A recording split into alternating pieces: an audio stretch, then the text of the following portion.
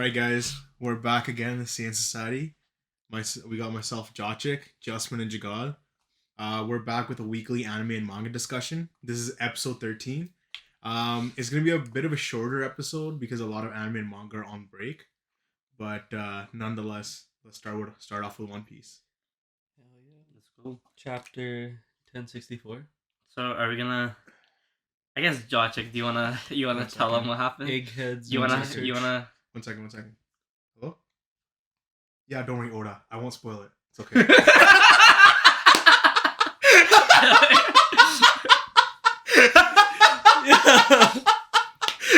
Because if you look at the cover page, So the cover page, if you're confused, the cover page is Aokiji with Van Ogre.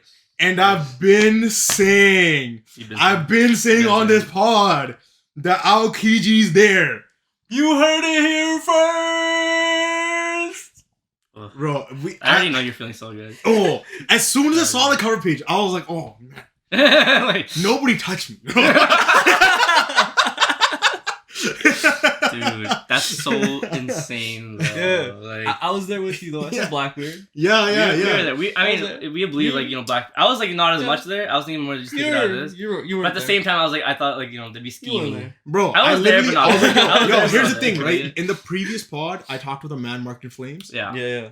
Aokiji, I said it was No, Aokiji. I believe that too. And once then, you said that, that was like one of those things when you dropped that, we were just like, oh, we didn't even think about that. Yeah. And right when you said that, we were like, we don't even think it's Sabo anymore. Like, no, and then also that was crazy. The ice from the previous cover pages, like it all lined up. Yeah, 100%. I like that he's able to really show that story without having to actually show us the story. Exactly. Right? Because the thing is, this never gets shown in the anime. It won't. And that's a cool thing. Cause that's something for people that are actually like manga only. Yeah. Right. And that's perfect. Yeah, I like that how it happened in the title pages. Because we've been speculating that Aokiji's been part of Blackbeard's crew for so long since Blackbeard's reveal post time skip. You know, it's so fucked because it was at a point where I thought that was canon that he was a part of Blackbeard's crew. Because I so fully believed that Aokiji was part of Blackbeard's crew, and the only thing that we had going off of that was that Blackbeard just has Aokiji's sunglasses or whatever. And that was because we had noticed that and we discussed it. We're like, bro, maybe these are Aokiji's glasses. Because here's the thing, right? Aokiji fought with Akainu, right? After they fought, what makes the most sense, right? Either A, he joins the Revolutionary Army, or B, he joins Blackbeard's crew to directly oppose Akainu. And that was the that was the weirdest thing is like, why would Aokiji leave after Akainu got fully admiral? Because exactly. In terms of like the way the characters are, like all three of them were admirals. He doesn't necessarily hate him. Why would he get chopped and just leave? It's because of his methods of doing things. It's so extreme. It made more sense that Aokiji left to be like an undercover agent in Blackbeard's crew because they know Blackbeard's like some type of shit that they gotta worry about. That's true, but I don't even think it's that. You think he fully switched? I think no. I think he dipped. Yeah. He was like, yo, stick it to him. Fuck Akainu. Yeah. And then him and Garp were like, yo, let's scheme some shit. Like a side thing. Because as far as we know, Garp saved his life. And we don't know what it was. Yeah, or what happened. Right? Like, they've never explained that. That's true. So, this could, like, deeper tie into his connection with Garp. Yeah, just with that, for me, like, with Aokiji's sense of justice. Yeah. Because he did, like, save Robin. And, like, you can tell, like, he's not how a lot of these other, Marines are. Yeah. So, like, it kind of, to me, it felt like Blackbeard's kind of, like, one side of the thing where he's evil and shit. Yeah, so, I don't see him aligning himself with that evil. 100%. So, you 100% believe that he's in there because he's, like, doing some side mission type of thing. Yeah. But it's just crazy because I thought it was already canon that he was part of it, and this is actually finally confirming that. So it's just nice to see that. No, and like with this, essentially, because he's the man who has like the fourth poneglyph, right? Is what we're assuming. Maybe. So if Blackbeard successfully gets 3 from Law, then Blackbeard's like gonna be right there to get Laugh Tale, right? Yeah, and that's such a Blackbeard thing. Like he's like, you know, he's like, oh yeah, you're not in the competition, and he pulls up, he's like, guess again. From the competition. Just literally, bro, blue shell out of nowhere. Yeah. But it's the way so now that like they're obviously grabbed Pudding, right? Yeah.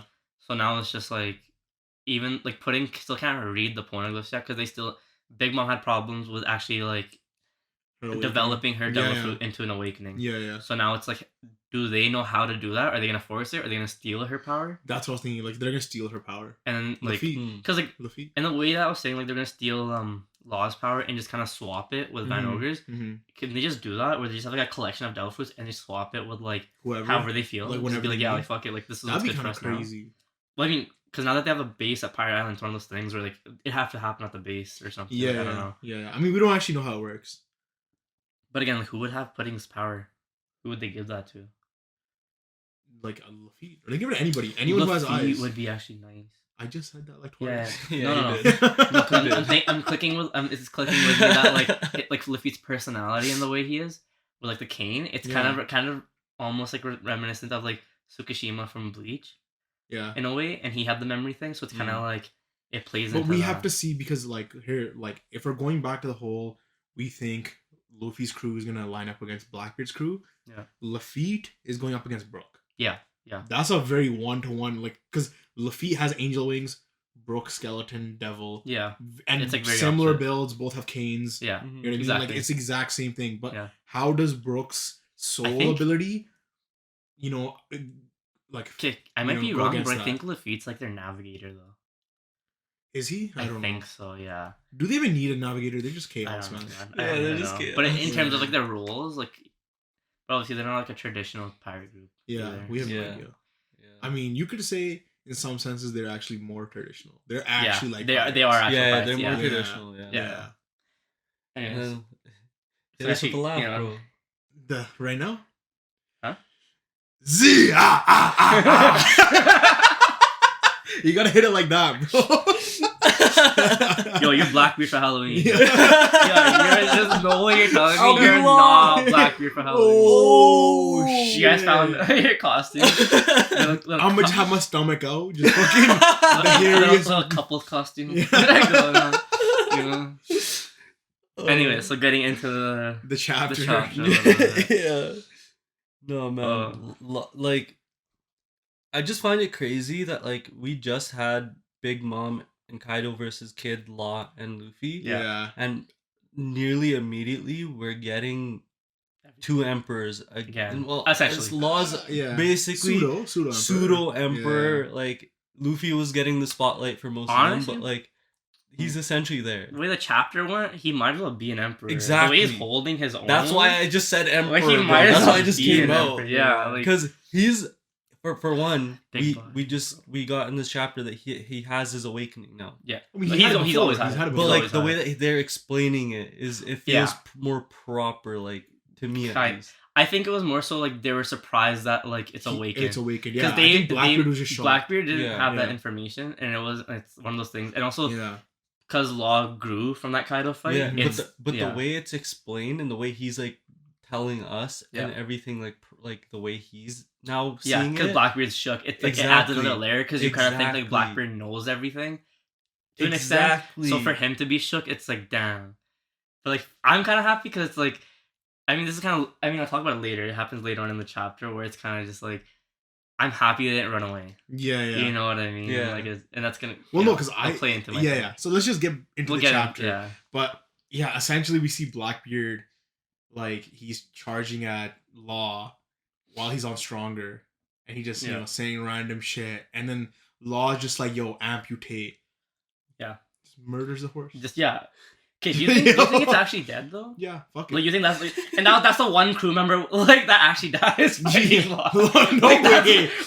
out just the horse. Bro, no way that's the case, man. Yeah, I don't know. He has to be taking out more people, bro. It could happen. Because the horse just has a Pegasus fruit. So like how do you like unless a Pegasus can like have some type of heavenly shit going, like it's gotta be dead there. It's dead. That's gotta be dead. Like, it's dead. Yeah. But no, Law is putting up an extremely good fight right now. Yeah. He's just this is like a weird tangent, but actually never mind. It doesn't even matter. Alright, doesn't even matter. And then we kind of see like a little bit of Law's crew kind of. No, but you see Blackbeard hit him with a quake. Yeah, and they're kind of all shook. like, oh shit, this is the power of the quake. Yeah, because they never got to actually see it. Yeah, because they even I'm reading for like they pulled up after everything went down, like after Whitebeard died. Yeah. So it was and now they're actually able to like notice it. No, exactly. But yeah, then you see I think Doc Q and he's like, yo, have some apples which explode, which he's had those exploding apples for the longest time ever, bro. Yeah, it's like It's like was it like is it Little Red Riding Hood or something? Yeah. Or no, it's like Sleeping Beauty, and she ate an apple and falls asleep or something. Yeah. But his are like exploding type things. Yeah, but does he use them? Otherwise, no. No, anytime before this. Did you know about the exploding apples? Because the only reason I know about them is because of the One Piece games.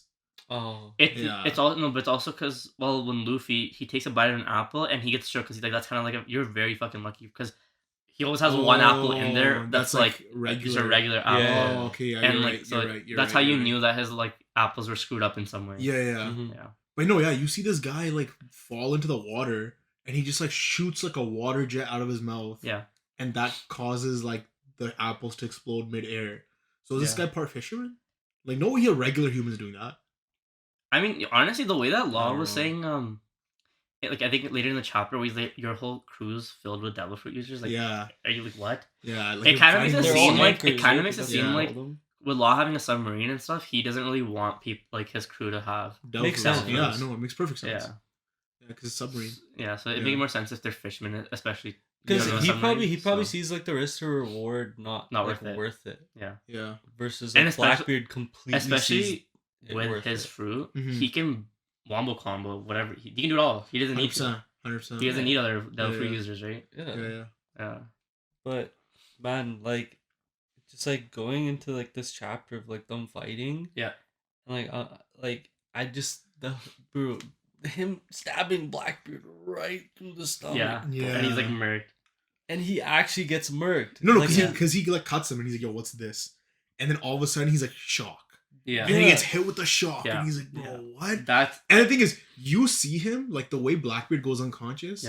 Is the way Luffy went unconscious when he got like fucking one-shotted by Kaido. Yeah, like the eyes roll back. Yeah. But it was at that point that I'm like, "Yo, he's fucked. He's gonna run away." Because even Van Ogre pulls up. He's like, "Yo, should we dip?" Yeah, should we? When he's like, "This is what happens when you hop in like half cocked or something." Yeah.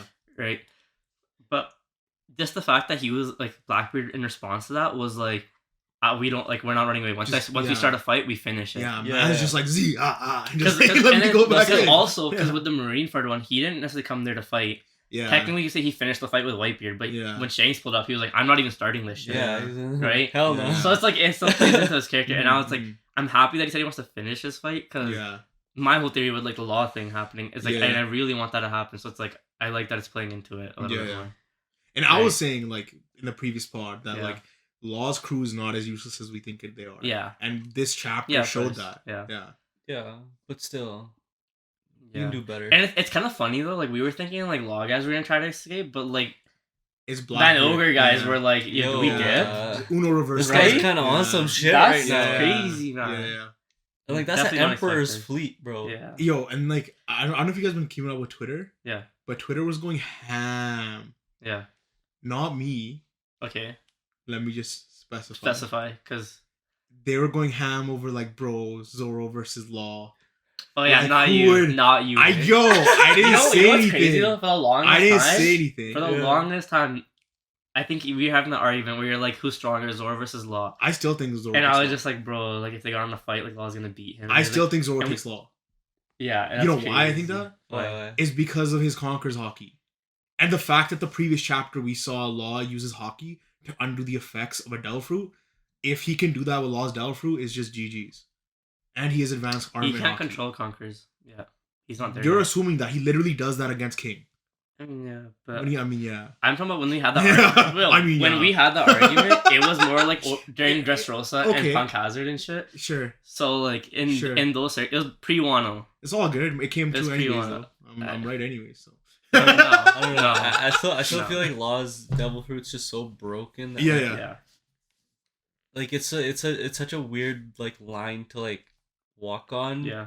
Whether Zoro would win or no, but like I mean, in terms of swordsmanship, obviously Zoro's better. But if they were to fight, I still think Law could. Because Law also doesn't have Conqueror's Haki. You can't see Zoro doing what Law's doing against all these Blackbeard members. That's what I'm saying, right? You know but that's the what, thing is, like, is in my head. Yeah. But if you look at like, let's say Blackbeard was to get hit by Zoro's Ashura move, he's done.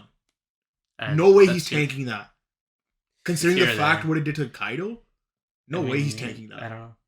That's neither here or there. It's like it's weird because it's like The one thing with Kaido is that he never did get hit by Law's gamma thing. Yeah, I know because of how rough his exterior was. It was just never able to pierce him. But like the fact that he was, that's what I'm saying. If like, Usher was able to hit him, but now that Law's like kind of developed his haki a little bit more, it's like he could. But I'm talking about in the Blackbeard case, right? Like Blackbeard has not shown any forms of Conqueror's haki. Zoro's cutting through him like butter. Yeah, if he cuts him. What do you mean if he cuts him? Because it's one of those things where like Blackbeard didn't know the extent of Law's powers, so it kind of like caught him off guard as well. Yeah. But with Zoro not having Devil Fruits and just having swords, him having a Quake Fruit and Darkness Fruit, it's a little bit easier for him to stop that because it's not like it's. But like how? You know what I'm saying? You know, because this goes back to the whole like haki being able to nullify Devil Fruits. If your haki strong enough, you can't do anything. Yeah. But anyways, on Twitter, people were like arguing this back and forth. Yeah. Of course it was. And it makes sense. And like the whole argument was because Zoro blocked that attack from Kaido and Big Mom. I wouldn't say block is a hard. Okay, he did. But let's say, but it broke all his bones. He briefly stopped it. But it broke all his bones. Yeah, it fucked him up. Right, broke all his bones. They say that it broke all his bones. Right. Yeah. With all his bones broken, he was able to do some shit. He still cut Kaido like that. Yeah. You know what I mean? So then people are arguing like, yo, if he's like in his fucking prime, it's his perseverance that he but if he's in his like, if he's in like mint condition, which he never is, never, he's in his like not hurt. He's like that. He's like that fucked up Yu-Gi-Oh card. That's like, got like that all bent and shit. Yeah. Just never put the case on. That's a durability thing, bro. That's a Zoro problem, bro. Yeah. No, I mean they have to write him like that, otherwise he's just gonna steal the show. Anyways, back to the chapter. Anywho, so Law cuts him. Then he Blackbeard's like, we can't run, so he pulls back up, and this is where Law says the line like, yo, you got a lot of anchors. And especially with somebody with like Law, when he does room and drops you in the water, you're done. You're fucked unless you actually have a way to dip out. But that's why Van Ogre's got the warp, right? Yeah. So how many people is he gonna warp though? Yeah, I mean, I don't know. But like this next page, like it ties in completely with the title page. The title page, exactly, because they were able to show all that in the title page and then have that little bit of story where Pudding is actually. So now you see Pudding. Now you see Pudding, and she's like, "Yo, Big Mom's gonna fuck you guys up when she finds out." Hey, yo, you didn't hear? Little girl, she dead. You didn't hear, bro. And she doesn't say like that though, right? She Essentially, she was kind of just like you guys are gonna regret doing this. So. But she acknowledges the fact that Law could have been the one to kill Big Mom, right? No. It kind of like they say like didn't you hear like she's already like met her fate by like Law or whatever. Right. But it kind of switches away from her after that. You know, because like she's in a prison, right? Yeah. You know who I expect her to be in there? Kobe. Yeah. Oh, where's Kobe, my guy? Kobe. He got captured, so I think we're gonna see Kobe later on in the next chapter. Like he's in the prison, but they're not showing. How do you think that's gonna relate though with Kobe and her? Like you think Kobe's gonna help her escape? You think Kobe's gonna help her escape? Yeah. And you think they're gonna talk about like Luffy's crew a little bit? Why? He's nice. I want it to be there. Yeah. Like bro, it's one of those things. Yeah. It's like when Jimmy. I don't know. It's like when Jimmy was talking to Ace and they're just talking about Luffy and stuff in the prison. Like it just there always just ends up being like those interactions where these characters talk about the crew and they're like, how did you know each other? Like even when Vivi and like Shirahoshi guys are like, oh, like, you guys meet Luffy and shit, and they kind of like same thing. So it's like. Like she does it. Kobe's gonna. She's talk. Like, yo, you know Luffy? Me too. Yeah, like she barely knows. Like in a way, like she'd be like, she'd be more like Sanji. Yeah, she'd be like Sanji saved my life or whatever, or like. Yeah. But kind of like like putting some respect on the crew overall, be like they're totally different from what I imagined, type of thing. Yeah, and Kobe's like, I've been knowing. But then the next page. You don't think it's gonna happen? No. The next page. Yeah. A clash. Yeah. So that clash. Kind of controversial in a way where it's like, is that Conqueror's haki or is that the Quake fruit? I think it's the Quake. And how are those cracks? Because it's like I think it's Quake. That's what I was thinking too. But I'm like, if Law's handling the whole like Blackbeard Pirates, and he's I feel like he's gotta have like a little bit of conquer sake in there, even though they didn't have to like he Kaido doesn't never need it, sent though. it. Like he doesn't need it. No, that's definitely the Quake fruit. But like Yeah. the thing is, like, the fact that he's able to like hit it, hit the fucking Quake fruit, exactly, and just like hold his ground. And is that because of his ability? Is that because of like the way his ability warps space and shit? And Quake kind of does the same thing. Yeah, there's a reason why he can interact with it. You think it's because of that? It's either that or it's the Conquerors. Because how is he able to interact with it? It's weird. We've never seen someone. Yeah, we haven't seen. That's true. Yeah, that's actually true. We actually haven't seen that. You're right. Yeah. But I think it's because of his devil fruit, though. Yeah, I think so too. That's like he's really honed his devil fruit, and it's showing now. Yeah. That like.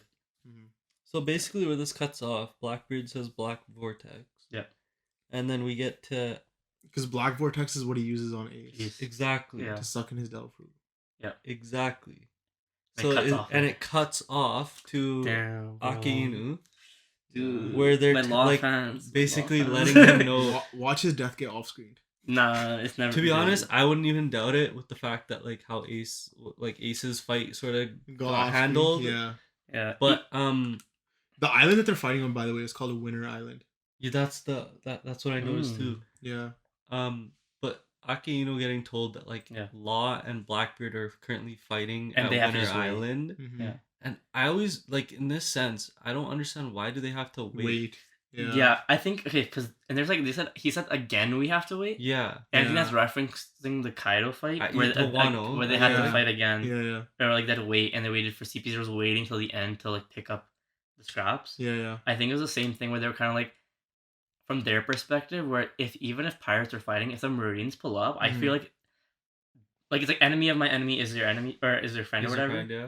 In that sense, where if it's two pirates versus a Marine, they're gonna fuck up the Marine first. Yeah. In that way, and that's what's kind of forcing them to wait because they want to see who gets weakened first and then take them. So another thing that was going on Twitter was people have the headcanon of where admirals are ranked. Mm-hmm. And compared to how strong each. So because the fact that he couldn't act, people are saying that admirals are not as strong, or if they're either actually hold on. The way that Law was able to fight Blackbeard, they're saying that admirals are stronger than Yonkos. Than Emperor? Yeah. I find that far. No, I know it's same. I think there's a scale. Right? No, you can't say it's not a blanket term where you can say all admirals are stronger than all there is emperors. A scale. It's these emperors are beast, these admirals are beast. These ones you can defeat, these ones you can't. Yeah. Just honestly, I feel like Marineford's exhibit A of why that's false. Because they had to have the 7 warlords. And then all of obviously the captains and vice admirals, all that shit. Yeah. With those 3 admirals, and they had the fleet admiral on top of that. Mm-hmm. And they're doing that against Whitebeard pirates. Yeah. Right, and Whitebeard's the only Yonko. That's one Yonko, and they have 3 admirals and all that shit. Yeah. And we saw the way that Whitebeard just murked out Akainu, right? Yeah. To be fair, right? Whitebeard was a different breed. Built way different. But in terms of Yonko, when they talk about their crew, yeah, Whitebeard was he's built different, whatever. But he also had so many members of his crew that weren't nearly as strong. Sure. Because you could make the case that Kaido's crew of beast pirates and all these devil fruits and shit is low key stronger. Even that disease with Queen's disease had nobody's at Chopper's level where they were able to rework that serum. It's his top 3, right? It's Kaido's top 3, and Shanks. Whitebeard's top 3, and Shanks. Well, Shanks' entire team, his crew is top 3s. They're all top 10s. Yeah. You know what I'm saying? Yeah, and then Big Mom's top 3. If you look at across the board, top 3 wise, they're crazy. All of them are crazy. Yeah, but I would say because his top 3 is Whitebeard's top 3 was Marco, Ace, and Jozu. Yeah. Right. Yeah. And if you compare that to King, Queen, and Jack. Yeah. And then Katakuri, Cracker, and Peril Sparrow. Is Peril Sparrow their top 3? I thought it was There's no way. There was somebody Oven, I think it is. Is it Oven? I don't know. She's got a whole family. I don't know. Oven's was pretty crazy. Oven's not that strong. Compared Peril Sparrow's weak as shit too, I know, but that's just her crew. Yeah. And Big Mom's a tank to cover up. But anyways, the point that I was getting at was that they needed essentially 10 people to fight one Yonko. Mm-hmm. Where you're just But it was Yonko and pirate alliances. I know, but those guys aren't Yonkos at all. So in that same sense, it's like if Luffy pulled up with his alliance. Yeah, but the way I'm saying it is like you can't say that like an admiral's stronger than a Yonko, or at least like maybe like I think for sure. Okay, like are you talking in a 1v1 scenario or a pirate crew? I was just brought up what was going on Twitter, bro. Yeah, like I was just but I wasn't arguing. But what was either or like on Twitter? What were they saying? Like they were just I don't know. They were just saying that like the fact that like Law could fight Blackbeard, who's a Yonko. Yeah. And the fact that like what's so they're just disrespecting my mans. Yeah. You're sure right? Your mans. Yeah. Your mans.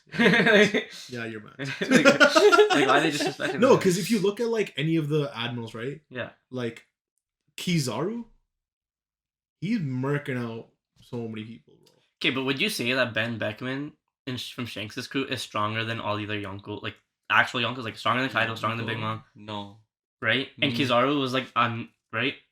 He's kind of just like, I'm not getting into this. Yeah, but look at his face. He was just. I mean, he's already like a very like lazy. Like, yeah, so you can't even take that as like you can't take that. I feel like you can. You can a little bit. There's something there because there's something there. It's not like straight up. Like, that's the way his character's built, so he's not OP. Because he's like I don't feel like doing this, so he doesn't do it. Because you know he's light. He's like strong as shit. Yeah. But like I think that like the way with Shanks' crew pulled up, and they were. But also the fact that an admiral's now serving under a Yonko is also. Yo, they pulled out. They pulled out like this, bro. They went. There's no big like of course there's something there, right? Yeah. Like I definitely don't think admirals are strong as Yonkos, and that's why they have to play these games. Because Akainu, I think Akainu for sure. No, well, this is why he's sitting back, right? Like it's fact right there. Where like again another fight we have to sit back because they know if they get in between emperors type clashing and shit. They're fucked. Because there's a whole. This is another tangent I'm going on. There's a whole argument of like Kaido versus Akainu, who would win. Don't even talk. Let's not even talk about that. That's a whole different thing. I don't even want to bring that up. Like let's just kind of focus on what's relevant. All right. I threw my answer out. You think it's Kaido? I think Kaido. Just because durability factor. I think Akainu's like destructive capabilities just insane. Surpasses. I think Magma's just something like it's so rough to fight against. Where it's like I can see him like especially when he fought Aokiji and they fought for like 3 days or something. Yeah. The fight with Kaido against Luffy was not 3 days, or it didn't seem like it was 3 days. It was one night. It was one night. Yeah. So in that same sense, I feel like. To be fair, Luffy turned into a fucking sun god Nika. Yeah. Turned into a cartoon. Yeah. Somehow was talking to me outside of the manga panel. We had a whole discussion. Yeah. Like dabbed you up. He dabbed me up real quick. He said good night to you. He kissed me good night. That's cool. All right, back to the chat. That's like crazy. Which was me. But I still like. I see the idea of if two pirates come together, then like it's just fucked. Mm-hmm. Yeah. But like in this situation, when you're like, I feel like they should just know that like if Blackbeard's involved, that you're not gonna have that situation where Law's gonna be like, yeah, let me team with Blackbeard to fuck the Marines. Because everyone's like, fuck you, Blackbeard. Yeah. But scumbag. Like Marines have one way. They look at the world one way. Yeah. So that's just like, but they might just assume shit like that. But even though that's not gonna happen, but it's like they really don't trust pirates at all. But here's the thing, right? Like, what if you had CP0 come in between Luffy and Kaido's fight? I think that was a misplay on CP0 where it was like they were kind of like they had to push them to like get in now. I think it's the same scenario, bro. The world government wanted Kaido dead, right? And so then they intervened there, and then Kaido died.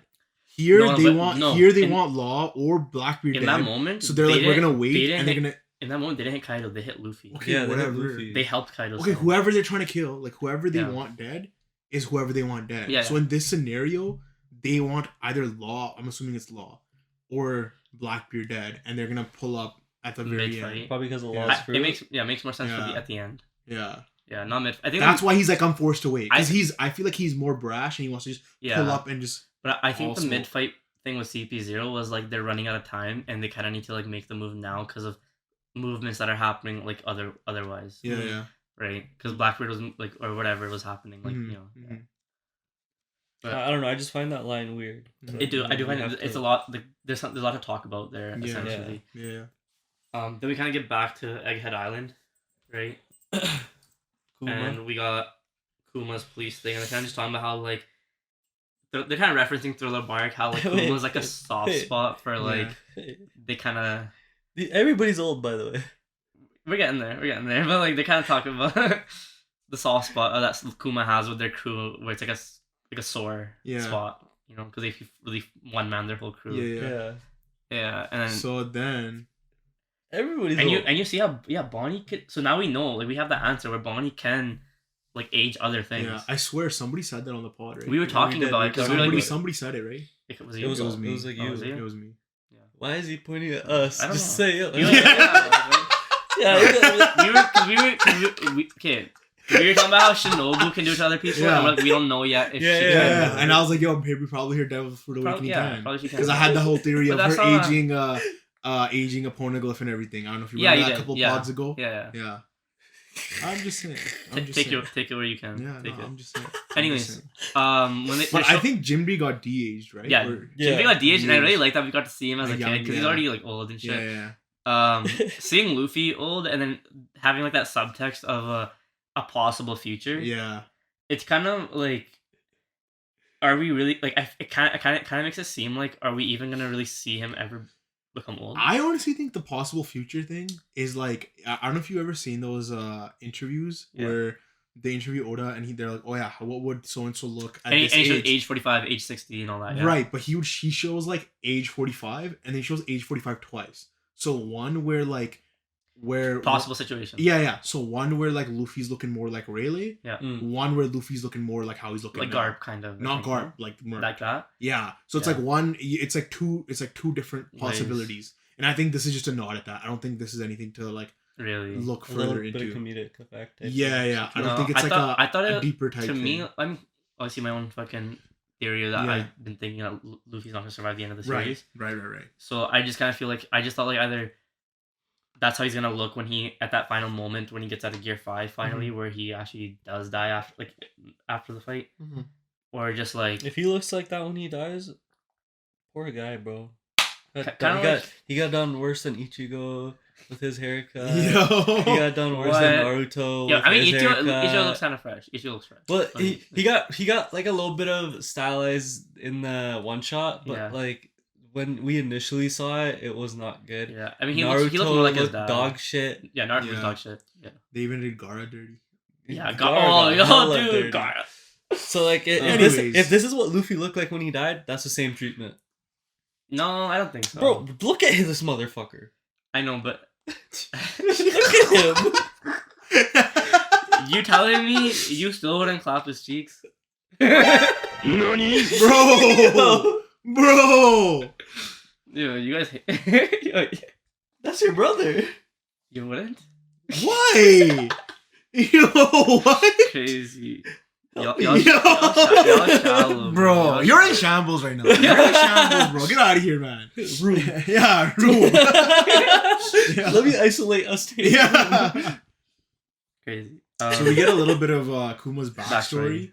How he was like the king of the Sorbet Kingdom, right? Sorbet like, and they called him a tyrant. Yeah, he's the tyrant king. Yeah, and like that they have different like bodies. Like no, that's not the real what happened. And it was kind of playing into the thing I was saying where like they kind of conned him into a way of like turning him to a warlord. And that's exactly what she said. Like he was always against the world government, and then somehow they convinced him. Yeah. And they were like they kind of gave him a death sentence, right? Yeah. Essentially, which is what. Yeah, that's what I was saying. That's what I was saying. Where like. I always thought that like he had to do it to like save his kingdom. Yeah. And they backed him. But where's that kingdom now? Like, have we seen that kingdom before? This is the first time it's been mentioned, no? Unless you guys have seen. I don't know if they ever talked about it in like interviews or anything. I feel like I've heard it before. Sorbet. I've heard Sorbet sounds like I've heard it before. Yeah, sounds like something I've heard it from Dragon Ball. No, it is. Yeah, that's what I mean. I know that. That's exactly what it is. I know. No, because I knew. Barring that, I'm talking about in One Piece. Yeah, no, because I thought I heard it. I thought I heard it from One Piece too. It could have been that though. Yeah. Like we're just like.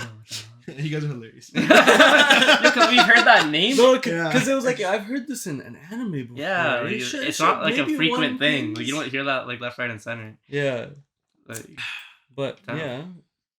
So she's kind of trying to like defend him, saying that like she tells us essentially that like it ended up becoming a death sentence. Yeah. like I don't want to jump too forward, so I'll just continue going by the pages. But we couldn't do cut back to Zoro and the crew. Hold on. Oh yeah, that's true. Doesn't she say, where's that later on? Can you say it? Where she's like, oh, he's built different. Yeah, he's like a different species. Yeah. Is that later on or is that? No, that was then. I think it was then because they don't go back. That's what I mean. So she's like, yo, he's like a different species, or he's like a different race. He's a different race. Yeah, and that's why they're like now. And that's like a whole nother like. So now he's half Lunarian. That's why his skin's brown. You think so? Yeah. Because now it's also like because Bonnie's his daughter, so she should have these. Adopted. She could be adopted, maybe. Bro, easily. But she should have these genes. Well, like a quarter Lunarian if he's half. But do you think he has black hair? And black hair, brown skin. I think he's a half Lunarian, and that's why he doesn't have the wings. Or he cut off his wings or what? Yeah, because he's like think about how big he is. And like what he's wearing and shit. Yeah, some Dragon Ball shit. They cut his wings off. Yeah. I could see that. Because like by the time we're introduced to Kuma, he already sold his soul to Vegapunk. No, and they're on the step by step process, so they could have cut it off. So that's why I think his. That's where they got the Lunarian. They could have got that from him too. Yeah. But that's why his Seraphim. Yeah.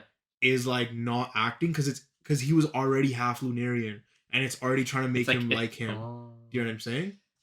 Yeah. But I feel like because I think it was more of a personality thing because out of all the other Seraphims, his felt like would have been the one that they got down to the T. Yeah. Compared to everyone what other else. Species could he be? I think it's a different. It could be a different species. Like they're introducing a completely different species. I think so. I think there's like it's a way of Oda kind of adding like another layer of mystery because he's been wrapping up so many mysteries. Right. It's a way of adding another, especially like even like the Lunarian thing, right? Like it's. I mean, I can see him being a Lunarian, but I could also see him being something different. I feel like just having like, everything just keep like being Lunarian. Lunarians is like kind of odd, but maybe there is something. There's something to it. Yeah, because he's not fully fledged. He's only half, right? Yeah. No, but like there could just be some other lore with like being a Lunarian that like could play out, right? Like I can see him being Lunarian too. If like the Seraphims are like Lunarian bred with like warlord stuff, right? And then you have Kuma who became a pacifist and is part Lunarian already. Yeah. Like he could write some lore that is some weird shit again. Like essentially, it could be a thing where like the first ancient kingdom we really get to look at is this Lunarian. Yeah, exactly. And then and it's gonna be the first thing that we see actually tie into the One Piece world. Yeah, and I can see it kind of go into that too. Yeah. But I think it'd be cool if they did explore other species because like I mean Lunarian's got the spotlight right now. Yeah, but it'd be kind of cool to. That's the other point. Yeah. Here's the thing, right? I think it was because they mentioned all the different species prior. Yeah. Lunarian was the only one missing, right? So it kind of makes sense to like hit it a little bit harder. Exactly. Because remember, Big Mom was trying to have all the species on her crew. Yeah. Or like each one, but the Lunarians were the ones that were extinct. But I think they were the only ones, unless there wasn't another race, and maybe I'm forgetting. Exactly. But no. But when you have a void sentry, you can do so much. Easy. King didn't have black hair. So much. King didn't have black hair though. Yeah, he's white hair. That's what I'm saying. He's half. Yeah. That's why he's half Lunarian because he's the brown skin. Because why isn't Bonnie's skin brown? Honestly, I don't know. So you think like when they did experiments and shit on King, they couldn't actually find a way to adapt it into like human physiology, and then after Kuma, because he's half, they found a connecting factor, and from there it's what progressed their research. Yeah, because then that would like play into it so well. Yeah, that's what I think. Yeah, that makes sense. Yeah. You heard it here first. Hell yeah! Doesn't even let it breathe. He's like, pretty yours. Yeah, just So we moved to the 1,000 Sunny. Hold on, real quick. Oh, another one. You see Bonnie with a lightsaber. Yeah, literally a lightsaber. Yeah, like 2 podcasts ago, I said they were gonna have a lightsaber. Just saying. I mean, no.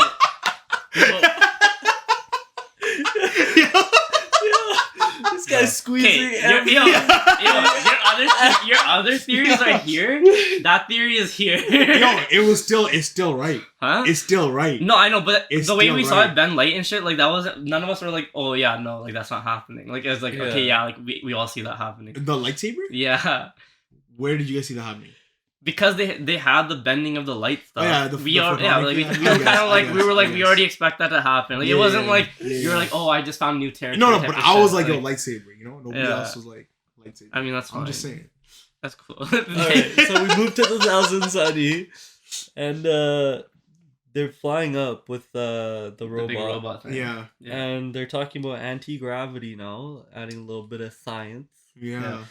I like that. That little I was just like, bro, the way they were talking about it. They immediately just like nullified Fujitora, no? That'd be word. You're getting into something there. You guys didn't think of that? That's exactly I wasn't thinking about Fujitora. I was thinking more like when I was reading it, I was just kind of happy that they're kind of getting more technical with this stuff. Yeah. Because we haven't seen flying machines, right? So like this is dope, but the whole anti-gravity thing, like that's you can directly. And they have because they have Egghead kind of floating, and they have Egghead as like their research facility. Yeah. And whatever they test, and again, we were talking about way before we were talking about how like civilians would be on the island, and they're gonna be on like the lower area. Yeah. And that's like it's kind of cool that they have that separation. So. Yeah. Have we ever seen? There's a question. Have you ever seen a devil fruit that is like a production of human technology? Not in the sense like smile. Not a smile. What I mean is like. A devil fruit of something that humans created. Like that? No. Yeah. I think so. Like what I'm thinking in Alabasta, like there was a dog that turned into a cannon. So it was a cannon fruit? Yeah, like some shit like that. Or it might have been a cannon that turned into a dog, but I think it was Usopp and Chopper are fighting. It's when they're doing like the baseball thing with the baseball bat shit. Right. Yeah. Is it a cannon though, or is it a dog? I think it's a dog that turned into a cannon. Because what I was getting at was like, essentially like, now that anti-gravity got created, does that mean there could be an anti-gravity fruit? Right? I mean, like how? Because we don't know how devil fruits in the work. way that Fujitora has a gravity fruit, you can say that he can make anti-gravity. That's true. Yeah. That's true. So it's, but I was trying to think of like another sense, you know? Yeah. Like a laser fruit or something where you shoot laser beams. Not. Yeah, I mean, but then that kind of opens it up to like, if there's devil fruit of modern things. Yeah. It changes the way like the concept of devil fruits in a way where you're like, how did that even get created? Yeah. Right. Yeah. Like, because they had a sword that ate an elephant fruit. Yeah. Which you're like, okay, that makes sense because an elephant's like this natural occurring type of thing. Like it could have been there like years ago, whatever. Right? Other than that one elephant, you've never seen an elephant in the One Piece world. Yeah. Sorry, Zunisha. Sorry. Okay. Yeah. But but yeah, no, we get they bring the crew to the Egghead like actual facility, and like everybody's reaction is like, oh shit, this is so cool, right? But Zoro and Brook stay behind. Zoro and Brook do stay behind. They make that note that they're gonna stay behind, so it's because they're like they're splitting up the crew again. Yeah. You gotta have the three different things going down. I mean, you gotta have Zoro not in the picture. Exactly. At the best you can, right? Yeah. And then we get them all dripped out, essentially. So like, Oda was drooling when he was drawing these guys, right? He was drooling. He handed in the draft. The draft was wet. So like, but before they get dripped out, right? When he was drawing Nami and then Robin. Before they get dripped out, right? Yeah. This version of Vegapunk is like, make sure you guys get on the boots before you enter the lab. Yeah. And it's kind of referencing back to when they, at the beginning of the chapter, or not the beginning, when they saw Police Kuma. Yeah. And they're like, he stopped. I think it's because once they switch into those clothes, it's like, everything is like under orders essentially. Like if people are wearing these clothes, no, they're already in the clothes when they're already in the clothes when Kuma. But he like saw them like and stealing the clothes. You know what I mean? Okay. But Kuma also stopped after because they aged and he couldn't recognize who they were. You think it's because of that? Yeah. That's exactly why he stopped. So then again, it's because of the clothes. Because he saw. I'm saying like in the way that I'm saying like he saw Luffy guys switch into the clothes and see that they stole the clothes. Yeah. So he went after them, but then when they de-aged, he didn't notice that that's Luffy guys. Yeah. And the clothes, like I think it's like in the way that, no. I don't think it's like that. Because why would Vic or whatever that Vic number 1 or whatever be like, make sure you guys put on these clothes. That's what I'm getting at. That's what I was getting at. I think they specifically made a note. Because why did she say specifically the shoes? Okay. I think the shoes are actually like handcuffs. Like they've taking information or something. No. Like they put the shoes on. Yeah. Now at any point they can restrain them. They can fuck them up. That's why. That's cool. That's why Zoro and Brook stayed behind. And they'll be able to save them after. Exactly. Because they're the only ones. And it works out with both of them because Brook has his searching ability. Yeah. When he turns into a soul, so he'll be able to like learn a bunch of shit. Yeah. And Zoro's like beast enough to like cut it open to do whatever. Exactly. Yeah. So that's what I think it is. That's what I think it is. But Luffy has also put him on, so it's kind of like how is it gonna work with them? Because I can kind of see where Bonnie, if she like de-ages them, they can kind of slip out of it. Yeah. But like it says that they can adjust to any size. Mm-hmm. But that's like they gotta crank some shit. They gotta crank it themselves. Yeah. There's like a thing. Oh, it's a lever. It's a lever. Yeah.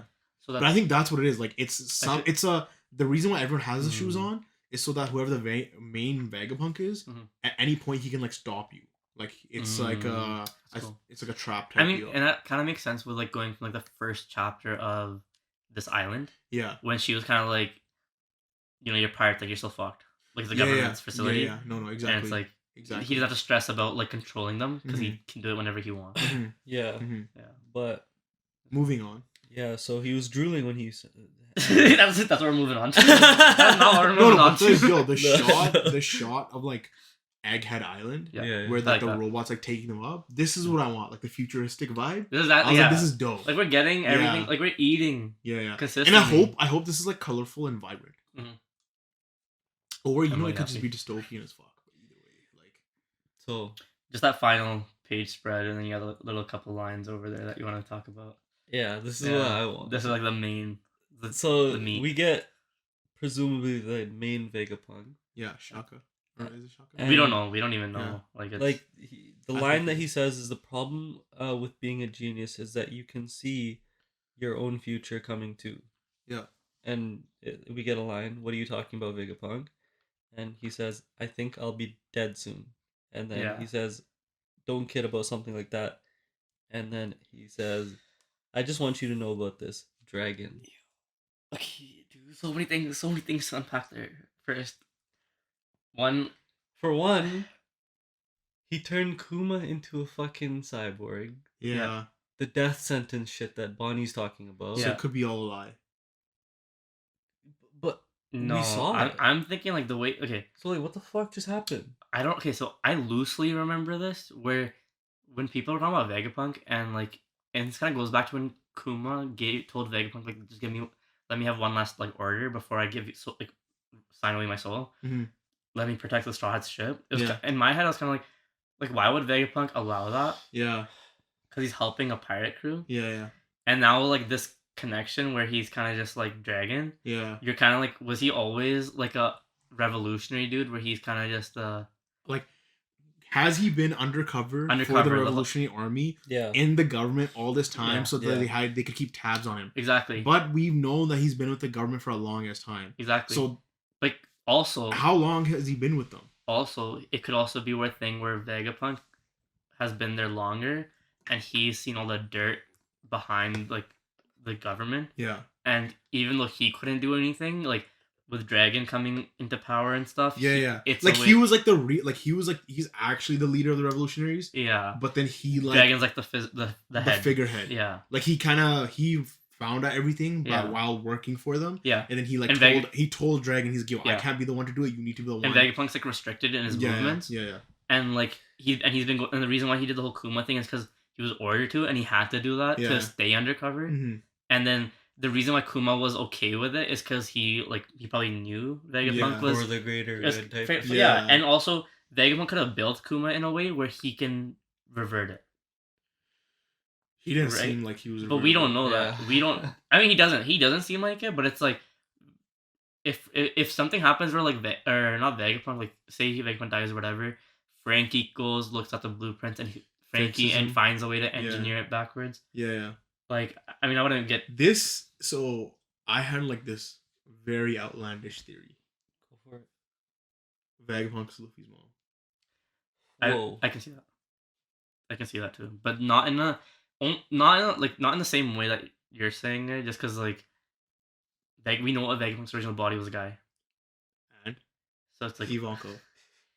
Yeah, but that's like it's like so. Like, and that's if you think no, because we think his original body is a guy. But then from that, but his original body could have been a female. I guess. Maybe. Yeah, that could be a thing. And there was I think there was a theory kind of where you're like Dragon's a revolutionary army, and then maybe his mom was like deep in like the government. Yeah. So that's kind of why I feel like there's like I can kind of see it. Yeah. But I kind of also wouldn't want it to be related. No, I wouldn't. That's why I said it's out there. Yeah, I wouldn't want it, but I can see where it comes. Like, yeah. It's not heard here first. Yeah. Like it's not heard here first. Yeah. He doesn't claim it. Yeah, he doesn't claim that, but he claims the lightsaber. I claim the lightsaber for sure.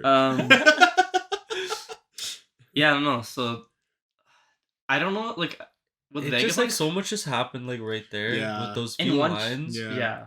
Like it's hard to just say. like the one chapter. Just those few lines, because like you get to. I guess it does come with the chapter 2 at the like with Bonnie telling them about what Kuma actually was and how he actually was, and like how he got led into this like death sentence and whatnot, and then you get this reveal at the end that Vegapunk is talking to Dragon. Yeah, it just went, wait, what the fuck? Yeah. Like you're kind of, because you would assume that Vegapunk is like a complete villain to Dragon because of what he did to his boy. Exactly.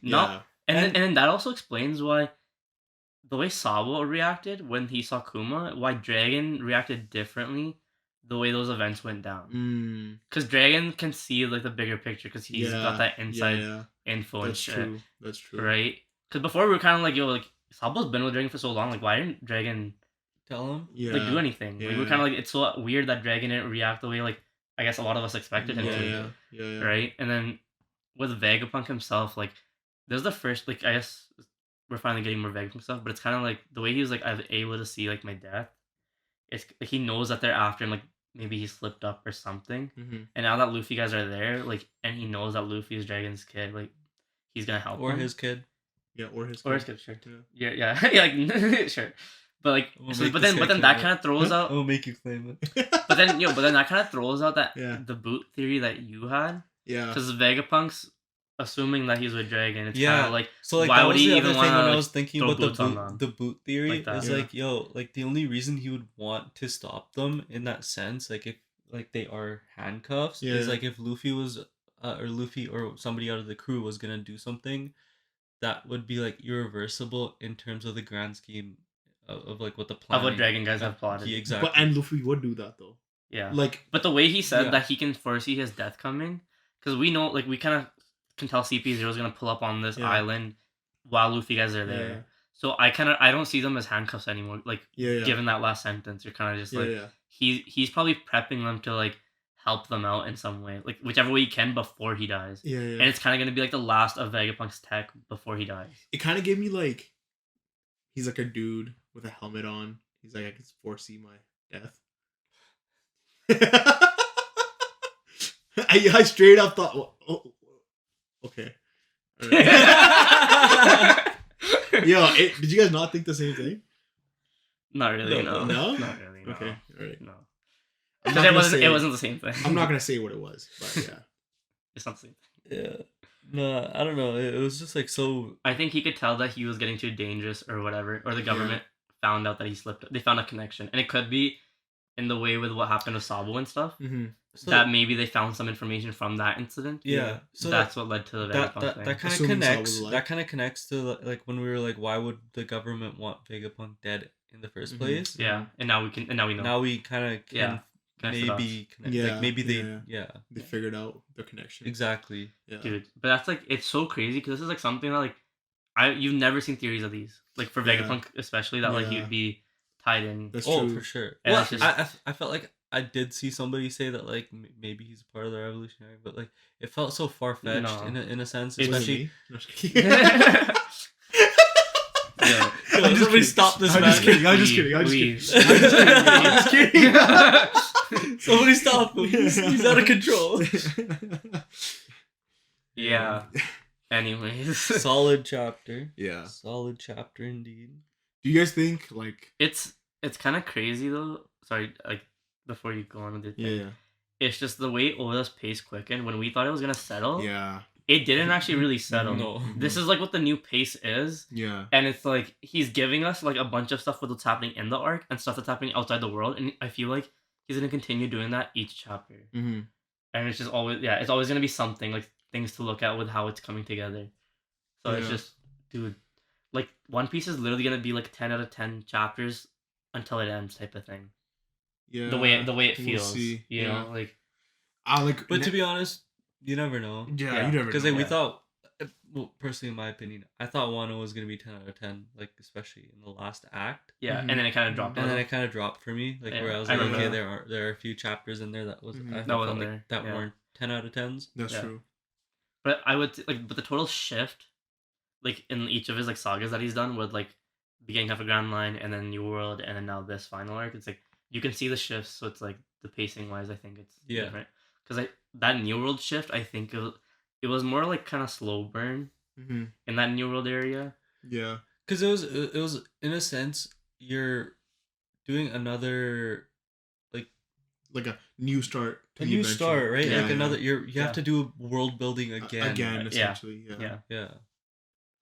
But like, where do you guys think is going next chapter? Like, do you guys think it's going back to Law? Blackbeard, I think they need to show us, or just complete 180. So it's gonna show the way it ended, like the Blackbeard and Law thing in this chapter. I almost don't see it going back to them. Yeah. No, the way you when you emphasize it, I'm like, oh shit. Now they're gonna go. No. Like, so now they're gonna go to Sabo and show that he's alive. Yeah. So in the back of your head, you're like, fuck, Law. What about Law? No, he's dead. Shut up, man. Sabo's dead, bro. No, man. Law's joining him. I think Sabo are gonna meet in heaven from the all the different perspectives they've shown. Yeah, they're gonna share a cup. Yeah, I think all the little perspectives they've shown. It's like maybe we won't see it next chapter, but like because I think he's just cycling through those perspectives. Yeah. So maybe we'll go back to CP0, right? Or maybe we'll go back to like I mean, okay, we probably won't go to Akainu, but like if we do, like who knows, right? But I think it's more like him cycling through it to show us, you know. Because everything besides what's happening on the island is, like I said, the converging thing. Yeah. So he needs to, like, he's going to keep just slowly converging it and then just have, like, the island play out how it's playing out. Yeah. But I wish I wish they go back to Law, but... I wish we, like, knew where the islands were on the map. Piece world. Yeah. So how far away Winter Island is from Egghead. Yeah. It can't be too far. I think it's gonna be like it can. I think it literally has to be because it's one of those three islands. It has to be one of the three from Wano, so it's literally close right. by. So it's literally right there. Yeah. So we could see Law escape to Egghead. But that kind of went with like my theory is like maybe he gets. I don't see him escaping, man. Well, not theory, but like. No, because like, what if he gets away? Because he could run into way? Kid too. Kid could pull up at any point too. But can you imagine? Okay, yeah, I can see him running away to Kid's island. Like you think what Kid Law, but I don't see him running away. Can you imagine? But I don't think they would lose. Both of them. Kid and Blackbeard. I think they can work. The thing is, so it's like it would kind of show like, yo, they defeated Big Mom. At that point, Blackbeard. Okay. Yeah. That'd be like a serving. That's what I'm trying to say. Okay. Yeah. I just don't see Law running away, especially like and just going back to where we were talking about how Law learned stuff from Drake and maybe they planned for this. It's kind of like let's I mean whoever said it. It was over here. Yeah. Okay. Sorry. Alright, sorry. Yeah. I'm gonna start sitting over there. You just sit in between us. For some reason, I'm getting like third world country treatment. Like, for some reason. Sit in between us and be like crazy, man. I entertained the idea. Yeah. I entertained it. I'm not like part of it, but I'm saying like I don't know. I remember it going there. But I don't see that. But if again, what I'm gonna say is if we're gonna entertain that theory of him having that Drake thing, I don't see him running away. Then it doesn't make sense. Yeah. So like pick a theory you want. Like you want him to run away, or you want him to Yo, we can't just give them the exact story. Like we gotta throw in like we gotta throw. Did you not hear my phone call conversation earlier? Yeah, bro. Nah, I missed it. I don't know what I was doing. I missed it. I think that's the end of our One Piece one. Yeah. Let's talk about Bleach Anime a little bit. Just episode 2 dropped on Monday. Yup. It was another good episode. That's what's the dope thing. It's because you would expect first episode to be good, and then second episode, like, you never know if animation's gonna fall off or anything. They held up to it. And they did go to the opening and ending. Nice, right? Yeah. And I like, and because like the ending, like obviously was different from the first episode, because the first episode was like a catch up thing. Yeah. Right. It was like a welcome back. But then the way they did their title card. Yeah, sick. Right, like on the guy's arm. Yeah. And I was just like, yeah. Bro, you know how many panels I saw on Twitter? Yeah. Spoiler alert. For Yoruichi? For Yoruichi, yeah. Yeah, like that episode on her ass, bro. Yeah, literally everywhere. Everyone's like, no way. It's gonna happen. Yeah. I can't wait. Yeah. Anyways. I'm not laughing. It's all good, bro. That's warranted, bro. But trying to clap over Luffy's cheeks is not warranted, bro. Crazy. So they basically they did go to Waco. Yeah, they did go to Waco Mundo, like I said. Insane. We get the Halle Bell stuff, like. I like the way I like the tone. Yeah.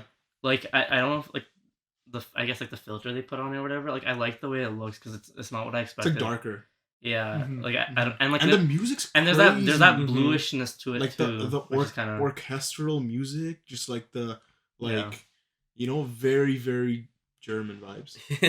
Yeah, hella German vibes, but they Matt, and I know we just did our review, but like Pesce came back, and I'm like, yo, please, man, please. Like, do not bring Don the Chaka, bro. Like, don't do this to me. My guy's tripping. Fuck. That'd be like my only complaint about the episode. No, I was like, but even then, when Pesce came back, like he wasn't like overdone. It was kind of just like he's there, and I'm like, it's fine, I'll live through it. So the thing is, right, like Pesce and Don the Chaka used to look different before.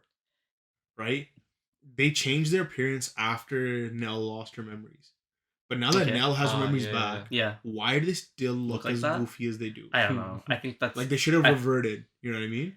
Maybe, but they're just goofy characters on their own. No, so but they have Zanpakuto toes, so they have like a release, which we never see. They, though? I think they didn't. I feel like maybe they got stripped of that shit because they got cut in the face or something. Oh, like their masks got cracked. They got weakened. Okay. They got weakened as a result of that. Okay, I didn't take that in. That's true. Yeah. But no, I went back to reread the chapter. Yeah, to see how chapter to the anime. To see how it correlates. Yeah, and it's pretty similar. The only differences I noticed was when Halle Bell's like squad pulls up. Trio pulls up. Yeah, that one of them does like a sneeze Sero. Like she does, she sneezes and it's like a green Sero. Yeah. We don't see that in the manga, but it was just nice to see. And like they added so many more like action fluid sequences. Yeah. Like where I guess the snake girl, that's what you call her. She throws her like circular disc. Yeah. And it cuts through all those. Yeah, it makes them all out. Yeah. In the manga, it doesn't show that. It just shows that hitting the main dude. So you don't see all those bodies drop and stuff? Yeah. No.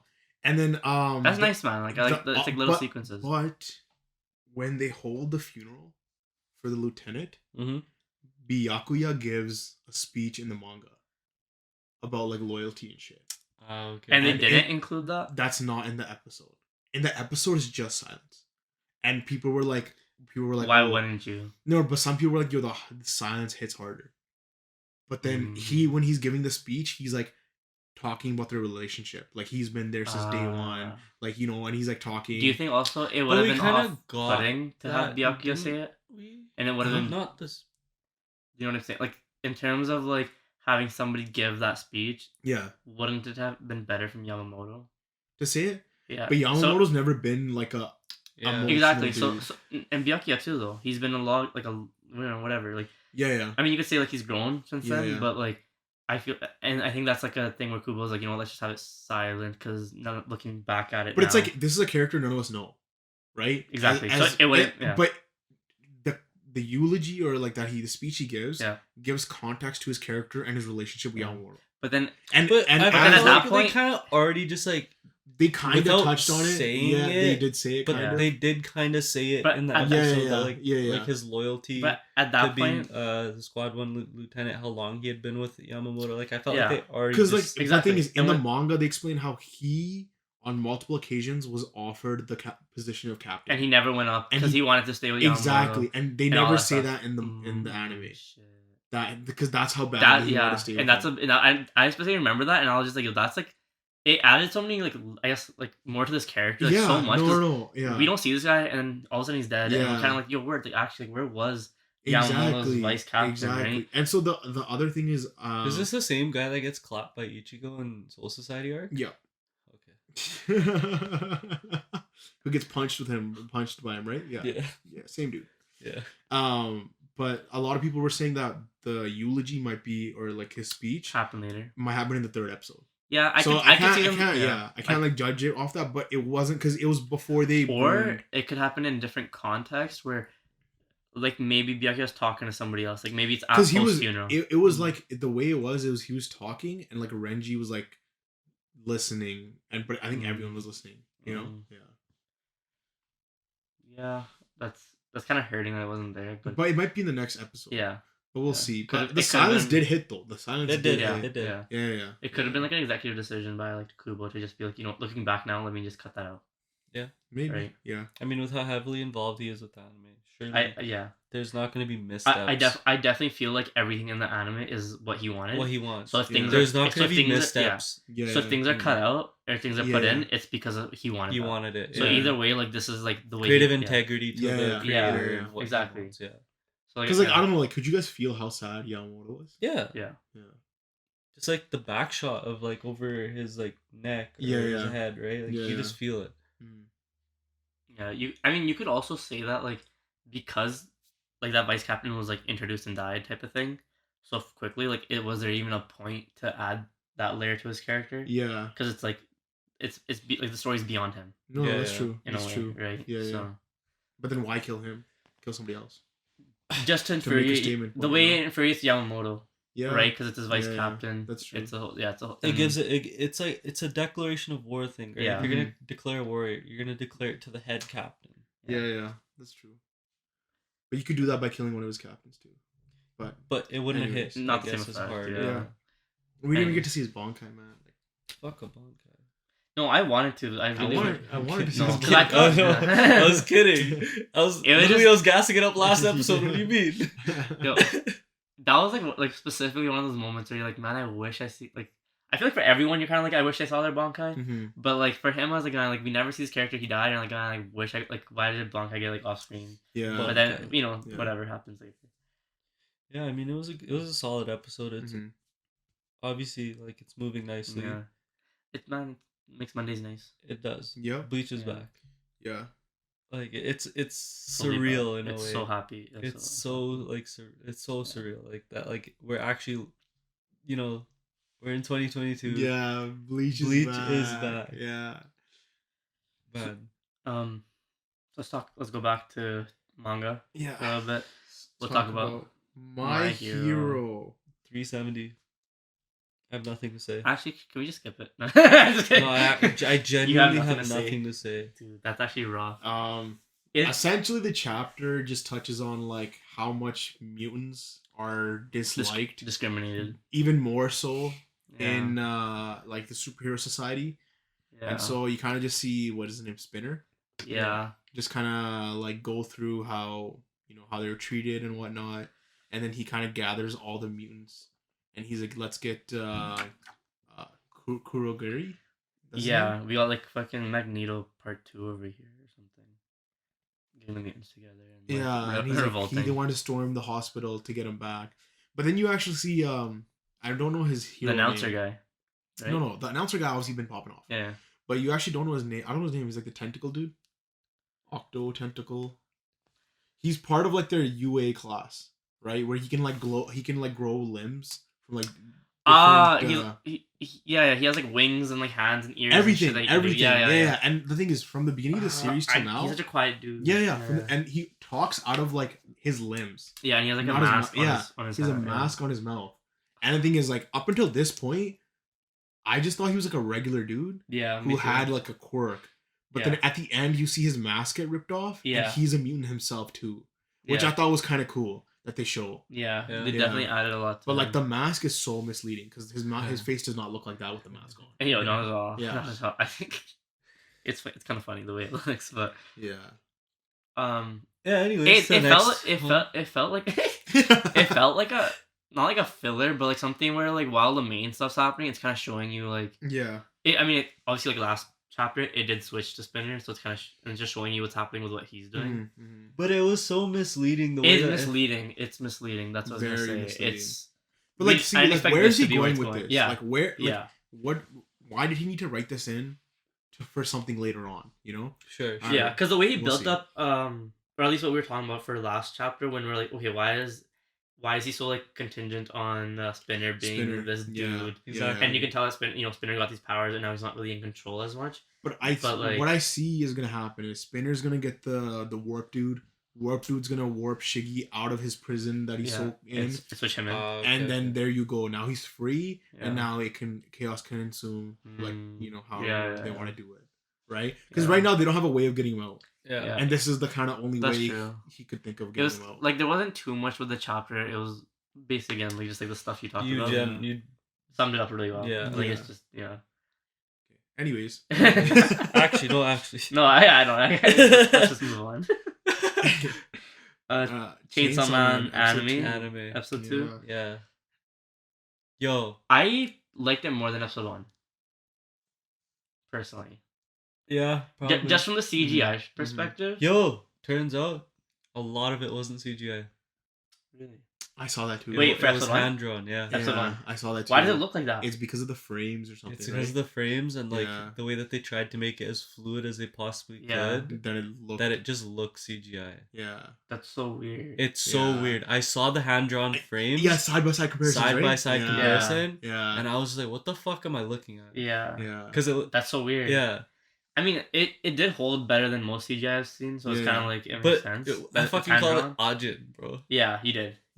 And then I see it later that like it was hand drawn. Seeing episode 2 though, it was just like it was nice to see it that way without this hand drawn CGI thing, whatever that is, bro. Like whatever hand drawn CG, whatever we're talking about, like, hand drawn CG, bro. But the OST fire, bro. Because there's the one where Denji and Power were walking on the rooftop, and it was a soundtrack that they use in one of the trailers.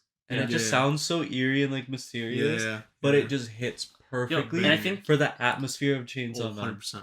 And I think you were right with the way they're changing the endings and they're putting different songs for each of them. Yeah, and that's actually like there's so much care to like this anime. What they're doing, and it's like I guess it's because it's blown up so high, like that they can do that. And I think other, I guess you could say artists or like singers are trying to like hop in and be a part of it. Yeah, it's good promotion for them as well, right? Yeah, that's true.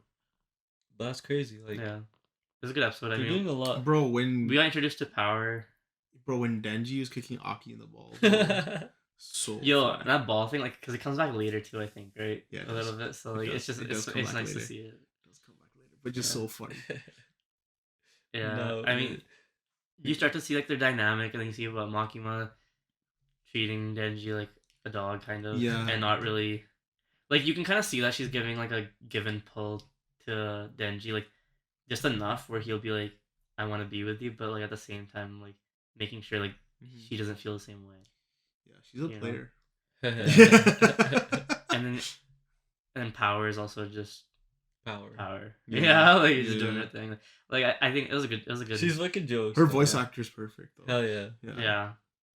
I think that's the best thing about the anime is just getting the voice acting down, and both Bleach and Chainsaw Man have that. That's true. Yeah. You guys should watch it if you haven't already. Same with Bleach. Like only thing with Bleach is like it sucks that you have to catch up. It's a lot to catch up on. Yeah, that's a lot.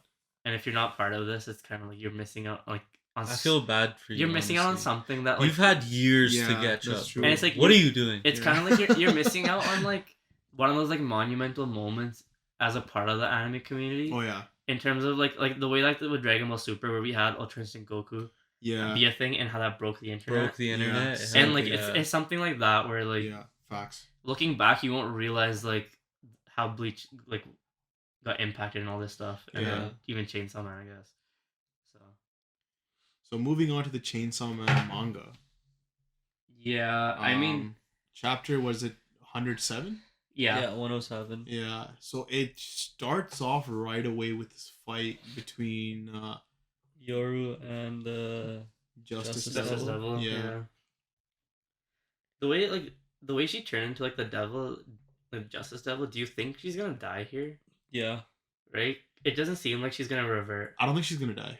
Really? Yeah. What do you think? I think she's gonna get turned into a weapon. I mean, okay. That's basically death. Like, no, man. The whole point of this happening, this Yoru fight is turning it into a weapon. Bro. Yeah. Yeah. I thought I'd be like, yo, heard it here first. And I'd be like, yo, what are you talking about? No, because like if you're devil that died, you go to hell. Yeah, exactly. Yeah. So in this, I mean, it makes sense to make a distinction. I guess that's the distinction that I'm making. Sorry, I should have clarified. Yeah, the fuck. I should have clarified. Yeah, so I'm not wrong. I meant more so dying. Like we're not gonna see her come back into her form and be like another. No. Person. That's true. I think she's gonna. But I didn't to be honest. I did not know the War Devil's powers work like this. Yeah. The way the chapter was progressing, where she was just like grabbing pencils and turning them into weapons, and she had stuff like already planned out. So she can literally turn anything to a weapon. Yeah. So I thought being able to turn anything, like the weapon ability, was like a generic ability all devils had, not a specific one to her. Because Angel makes a weapon. Exactly, and that's the one that Aki uses. Yeah, but like that's like a. So then I thought that was a generic power, but now it seems like it's a specific power to her. The way she's turning like pencils and shit into weapons. It's more like other devils will have that ability to like turn things into weapons, but it's like specific type of things. Like with an angel, it's like it takes years off your life. Yeah. So like with the War Devil, it's just a weapon. Yeah. Well, because I mean, you need weapons to go to war. Exactly. The logic behind it. I guess. Yeah. Because I don't see like you can go to war with fists. I mean. Like I don't see I don't. Okay, whatever. I guess you can. I don't see the Justice Devil being able to create weapons. Huh? No, I don't either. Right, because it's more so like the way the Justice Devil works is like she can see what you're saying like in your mind. Yeah. So it's like, what is she gonna make a weapon out of like for that? Like she can make. You can cut somebody and you can like a crystal ball, and just look in the crystal ball and see. That's not a weapon. That's not a weapon. That's like more like an artifact. No, but it's like a weapon you can use like tactics and shit, you know. But or like cut somebody and they can no longer think. I don't know. Man, you didn't hear it here first. No. What do you mean, man? So we get some cool panels. We get the pencil stuff. Yeah. The school has like their own devil. Oh yeah, that was kind of cool. And the squad pulls up. No, like the drill. No, they have their own devil. But they have. Oh yeah, they have a drill. They have the drill. Yeah, just press a button. Yeah, it was kind of just like cool to like their world continuity and everything. Yeah. That's true. But then you have like the Devil Hunter Club. Yeah, and actually pull up and do some shit. You know, and it's nice because you're they weren't really doing anything. Yeah, they got ruled. But you know, they're in there. Yo, Buddy with the brass knuckles was going off. Yeah, but the Justice Devil was just like fucking around. I don't want to hurt you guys. Yeah. And then, now you're bullying me? Yeah. You're bullying me? Yeah. She played the victim like so quick. Yeah. But that's the thing, is if she, in her mind, she can find a way to justify everything. Everything. Yeah. It all goes and I like the way that she wants. Yeah. So it was just kind of like, you can see how like biased it is. Exactly. Right? Like justice. It's not real justice. Yeah. Like, it's not true justice. And justice is like that. Exactly. You know, they should have named her, because her name's Yoko, right? Oh, the girl? The girl. Yeah. Her name should have been Karen. That one she would have been funny too, especially like with the whole school shooting thing. No, and how she's playing the victim and that shit. That would have been funny. That's what I mean, bro. It would have been perfect. But no, she just obliterates the fucking the devil hunters. Oh yeah. Yeah. And then Yoru's just like, I had one more plan. Yeah. And she gives Asa the body back. Yeah.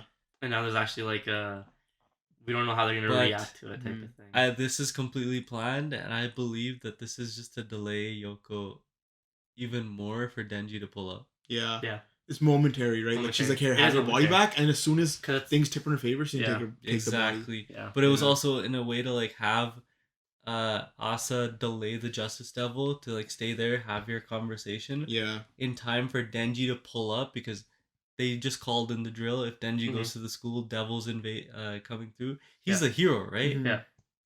Well, he's running. Perfect entrance. Yeah. He's running. No, definitely. Oh hell! Yeah. It's kind of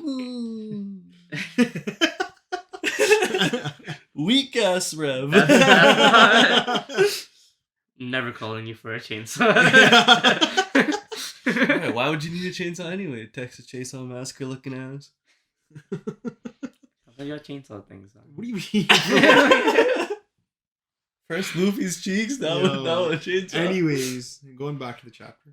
I mean, I think that was pretty much the end of the chapter, right? Yeah. Where it's just you're kind of just like, okay, it's kind of progressing the way we thought it would with Chainsaw Man coming in, like if it does next chapter, but yeah. It was a decent chapter. It wasn't anything. It was like it was mainly action. Yeah.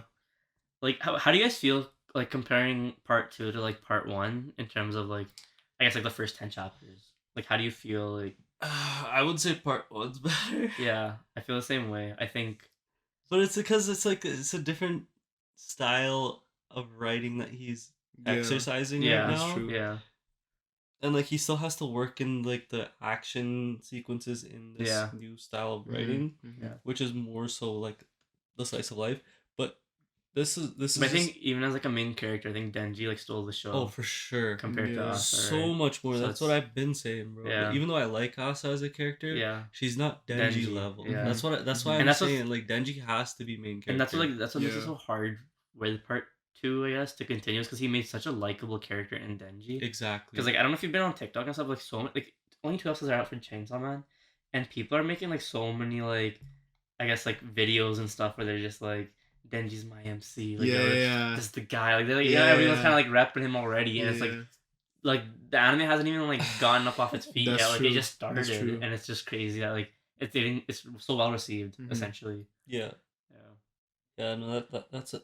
But like I hope that after this is like the thing, because like what I was saying where Yoko dies, Asa blames Denji for Yoko's death, and then we start actually moving forward with a lot of the plot and what we want to see. I hope it gets more into like Chainsaw Man and that other organization. That other organization that we don't know about. But then also I want to see Denji's life. How he's living, and also with like the girl.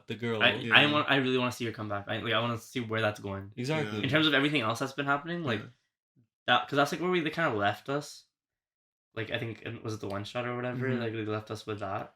Yeah. So it's kind of the ending of part 1. It was the end of part 1. It was the end of part 1. So Pochita is telling Denji like, yo, she needs like lots take of care hugs, of her, right? Yeah. So then it ends with them like hugging. Yeah. So that's like the main thing. Like the main thing I want to see if she turns into like Makima or if she turns into something different. Yeah.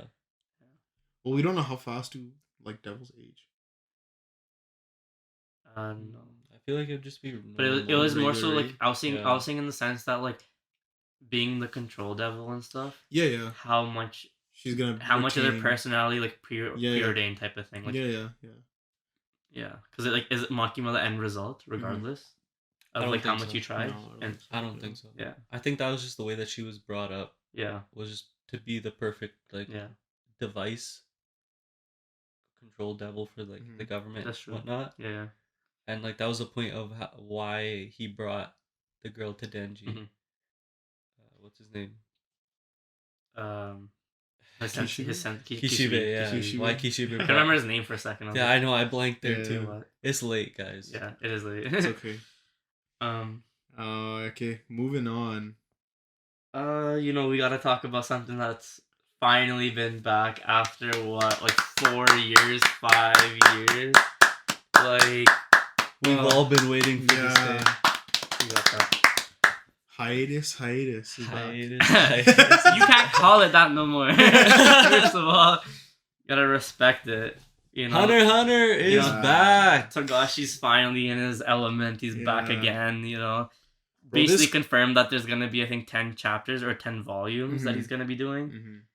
it's like I can't read Japanese like that, so I don't really know like what he was saying, but at least 10 chapters, hopefully 10 volumes that he's gonna continue on with. Yeah. But this cover page. Yeah, you got the we got Yusuke. We got the boy. We got my boy. Yusuke Urameshi. Yeah. Dude, and the way the cover, I think it's so his character where he's like, this country crowd doesn't matter to me. Like I'm just here to kind of like kick ass and shit. Oh yeah. Like that's so Yusuke. Like it's just. And in the cover art, he's wearing like red too, and you never see Yusuke wear red like that. He's usually all green. It's showing like a traditional like his 90s type of thing. Yeah, OG. Where, yeah, and I like that. For one, that Togashi like still remembers how Yusuke is because it's been so long since. Bro, he's just you never forget your first.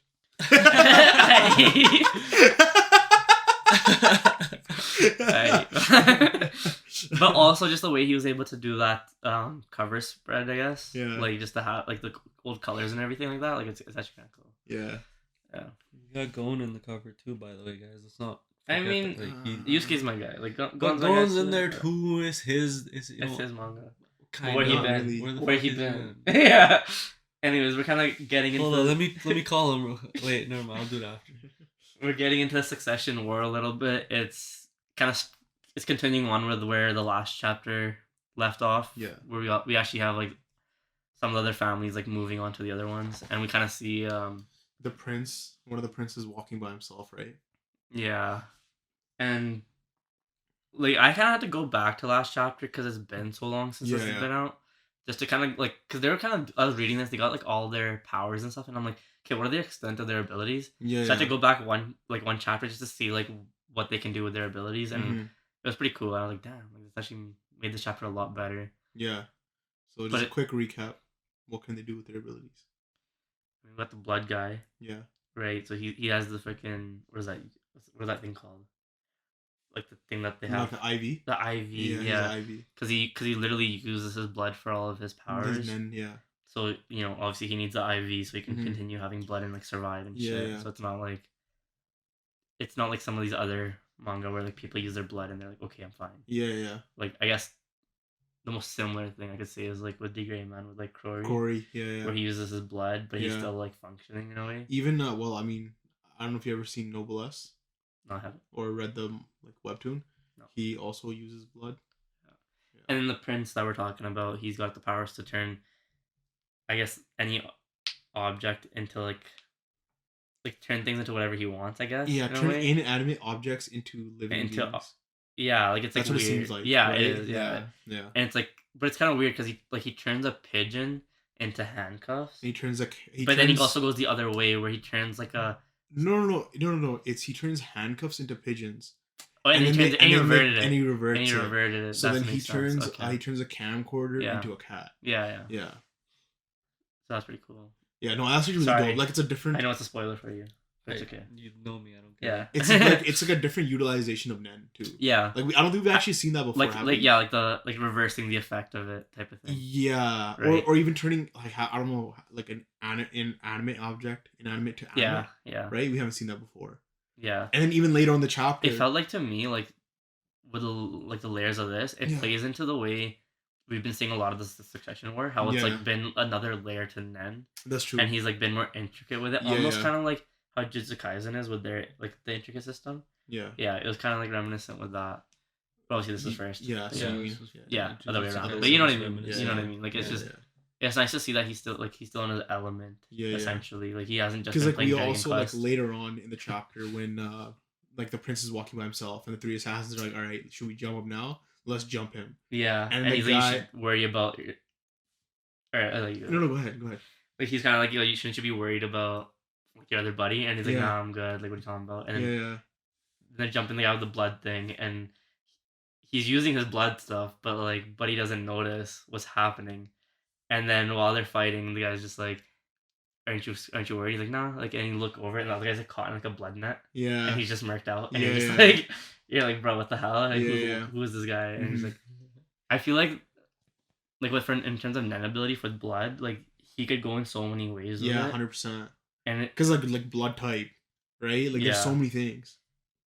Also, like, and just like you don't know what, because he's a what are they called, manipulators? Yeah. So he can manipulate his blood into like anything he really wants to like create. So this guy's confirmed part of the Noritoshi clan. But do you think? So that's what I was gonna say. Like the reason why I'm saying is reminiscent of Jujutsu Kaisen is like, do you think like Togashi got a little bit more inspiration backwards like from Jujutsu Kaisen? Definitely possible. Or do you think like he already kind of had this written, and he just never got to the chance? He might have already. I think he already had it written. He already had it done with, and he didn't have a chance to like put the pen on paper because he probably already had it. That's true. Right, because like he wasn't just like laying around. That's true. That's true. Yeah, I agree with that. Yeah. But no, the other thing is like when the other dude, I don't know his name, but he turns his hand into like a hammer. Yeah. That was weird, man. That was like. That's so That's something you wouldn't expect in Hunter x Hunter. No. Kind of. I think the only time we've seen that is with Yuppie. Yeah. When Yuppie turns like his like limbs into blades. Yeah. We've actually never seen anybody else in the series do that. This is weird for me to like take in because I was like, like it's such a total shift. Yeah. And like what Hunter x Hunter first becomes as a world, right? Yeah, and how they're able to do this with men, like he's able to change his entire like physiology essentially. Yeah, because even later on he turns into like a gun type of thing, like, or whatever it was. You know what I'm talking about? It's like, not a gun. It's like a rod. It was like some rod thing. I don't know what it was. Yeah, well, because he gets handcuffed, right? Yeah. So then he's like, okay, let me just change forms. Yeah, it's like a metal rod, almost like some like Terminator shit. Yeah. With the sound effect and everything. Yeah, that's exactly how it went. Again, it's late. Yeah, it is late. Yeah, I think like this wasn't like we're happy it came back, but it wasn't like anything special as a chapter. It was just continuing on from the last chapter, but it's nice to see that like his art's there, and then that's the one thing that that's like the biggest thing out of everything because now like you can kind of see that he's actually able to come out with 10 volumes. Like he's in a better place. That's true. Health-wise, yeah. So I really like that, and then. I think there was another thing that they were talking about was just like they're talking about like Hisoka a little bit. They did. And in the beginning of the chapter. Yeah. And they're kind of just like I don't know why he's their goal. Because they were kind of like if we go after him, the Phantom Troop or whatever, like they were kind of playing into. Like I guess like the Phantom Troop talked to them and they were like, if you get us Hisoka, like we'll do this, like have a deal type of thing. Yeah. And then I was seeing theories on like Twitter and stuff, and then people were saying that like, yo, Hisoka's probably like Illumi. But then like I mean, a lot of people are like, yo, that's why. Like, why would they do that? Like, what do you mean he's like Illumi? Yeah, Illumi can change his face. Oh, it's not actually Hisoka. They're saying, but Hisoka can do that.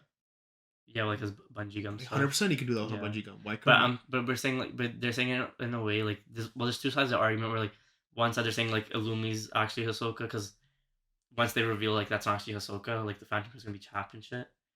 And then, like, Hisoka would be doing his own thing. But at the same time, when you see the sudden shift that Hisoka had after he died, where he's so bloodthirsty and he wants to kill these Phantom Troops, it does, like, he doesn't even want Illumi. He doesn't need Illumi for that. He doesn't even want him because that's not him anymore. That's true. He's there because he wants to, like, fuck these guys up, right? Yeah, so it's like, That's true. I just, like, I watched, like, I read, this whole thread where this guy was just like, oh, you guys saying this is dumb. And he was just kind of just going off. He's just going off. Yeah. It was you. Is you just going off? Could have been me. Like, yeah. But anyways, great chapter. I think we should talk about that's the end of our manga discussion. Obviously we're gonna talk about Andor. Yeah. Did you watch that episode? Yes. Okay, cool. I liked it. I really been liking Andor. Did you end up watching it? It was just a transition episode, right? Yeah. Kinda. Essentially. Did you watch it or no? Like, tell me if you watched it. Because the way you just said that, like you can't tell if I have or haven't. It's pretty spot on. No. It's they show a lot. They show a lot of movement. Like it's kind of like bring like Luthen. They spent more time on him, and they show that he actually was talking with that senator. Yeah. And they have like their little. But it showed that they're not exactly on the same page. Like there's some like she kind of like got roped into it, and she almost panicked. Yeah. In a way, like she, without revealing too much, she did basically just tell the guy like, "Yo, I'm not exactly aligned with the Empire." Yeah, but also it's because of the way he said it. Do you think that he's another plant that they had. Yes. Oh, you think so? Eh? Yes, the way that he was.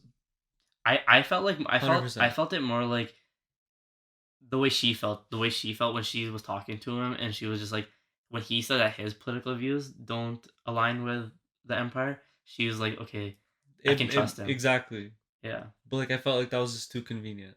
But with them being like childhood friends and stuff, it made more sense that.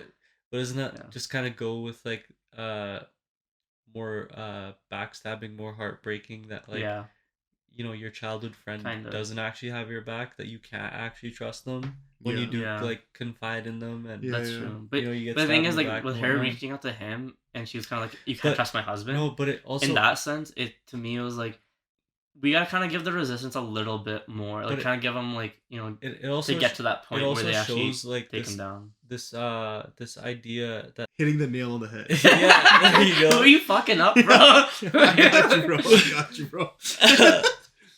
But like that, she's like isolated, right? Like that, like she's alone. She can't really. They keep separating her from like the people that she could actually trust. Like, so then, do you think that next episode he's not gonna help with the money aspect that she needs, like the credits that they were looking at? So you think like she's gonna die, or they're gonna capture her or something? I feel like the idea is to isolate her completely to the point where she's obsolete. She has no say, nothing like that, right? Because she's technically the troublemaker right now for the Empire. That's true. And then there's also like, I like the way the story went with, was it Dedra? What's her name? The blonde hair chick? Yeah. I forgot her name. I don't remember. Dedra? That sounds like something like that. But she like she's finally getting like recognition within the other intelligence officers. And then like that whole board meeting they had, like I really like watching that. It's cool to see, because there's just so many, like, it's just like the political sort of military security aspects that we keep seeing. Because like when you hear about that political stuff, you're kind of like, okay, it's gonna be boring. But I was like very interested. Watching that. And then even when they kind of switch to Cassian and they show Cassian back to his home planet, and when he first interacted with his mom, I'm like, something ain't right here. Like the way she's talking to him, I thought she was gonna sell him out, or like that's not really her. Some type of shit. I was like, this is weird. Like this is not a normal interaction between these two characters. And then she's like, yeah, like, I have to stay here, you stay there. Like you have to leave. Like we can't be together. Like peace type of thing. Well, I mean, it was. I felt bad for Cassian in the sense that she was full on like, yeah, resistance, hoorah. Did you just see the news? These guys, like the rebels. Yeah. I wish she But she doesn't know that Cassian was one of them. Because she has a line. She's like, she's sad that like Cassian doesn't see the same way that she does, because he technically at the point that he's at he doesn't see it. But she doesn't know that he was actually one of the rebels that like actually did go into the vault and take the credits. And she has the line where she's like, you don't see it, but like you will, or something. Like she said some line like that, and it's just like she's like kind of crying, and it's just like, damn. It's kind of just leading to like, because he's gonna be a little bit more. But like it also felt like she was gonna do some like Hail Mary shit anytime now. Yeah. Because at the end, I thought she even picked up a gun. When she was out of focus and Cassian was leaving. Oh yeah. It almost looked like in the background she picked up like a blaster. Because she kind of got like, I mean, she wasn't talking. She was talking about how like just the fact that happened, that people are willing to try. She had the biggest smile. She put on her best clothes, and she walked down the square, and she's like, yeah. And that's why I think she picked up a gun. She's gonna do the exact same thing. She's gonna put on her best clothes. She's gonna put on the biggest smile. She's gonna have her blaster and walk down the square again and die. Yeah, and I guess I'm seeing that too. Like it's because she even said like she was talking about how she's like kind of at the end of her rope. Like she's so old. There's no point in her relocating again. Like she'd rather kind of give like a last hoorah type of thing, exactly, and just like be done with it.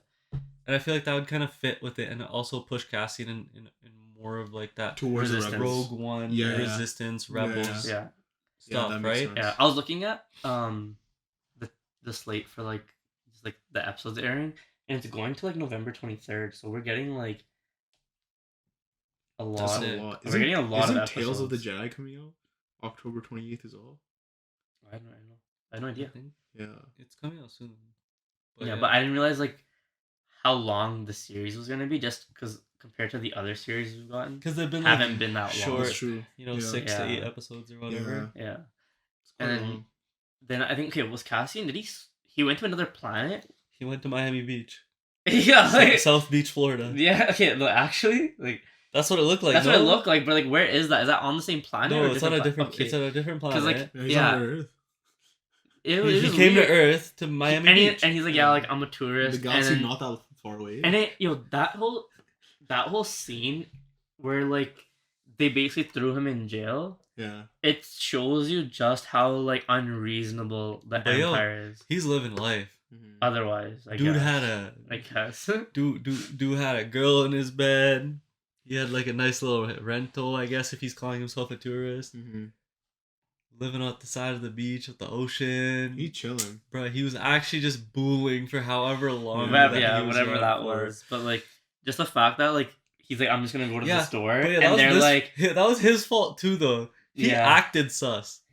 Kind of, but because he was walking and then he saw people running by, and then he was just like, "Oh, let me just start looking around, freaking out, and I'm gonna start going this way." Yeah, I don't know. It's kind of weird.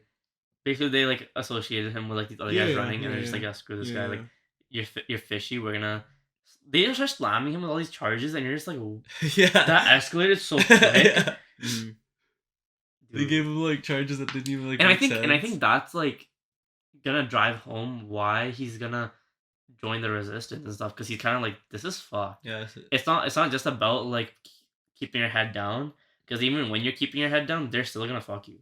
Yeah, that's true. But right, the thing is, with him, I don't know why he was just walking around in his Hawaiian shirt, just chilling. Yo, you're still they have your face, bro. You got sold out. Yeah. And then we also had that switch to what was her name? The blonde girl at the that did the whole heist. Yeah. Whatever her name is. They showed her too, and they showed a little bit of her. She was like, "What's next?" And they're and they're gonna go after him to, cut off loose ends type of thing. Yeah. And I you obviously we know what's not gonna happen, but it's how do you think that's gonna play out? When they start going after him, he's gonna die. He's just gonna kill her, or do you think? No. Or do you think he's gonna change their mind? I feel like he's maybe both. She's the character that you've been saying is wishy-washy. She was supposed to be a leader, but wasn't actually a good leader. But it's it was playing that basically, whole ragtag basically, it's probably gonna be a scenario where it forces her to make a definitive decision, and her definitive decision is gonna be I'm gonna side with Cassie. I mean, because he had the chance to kill her.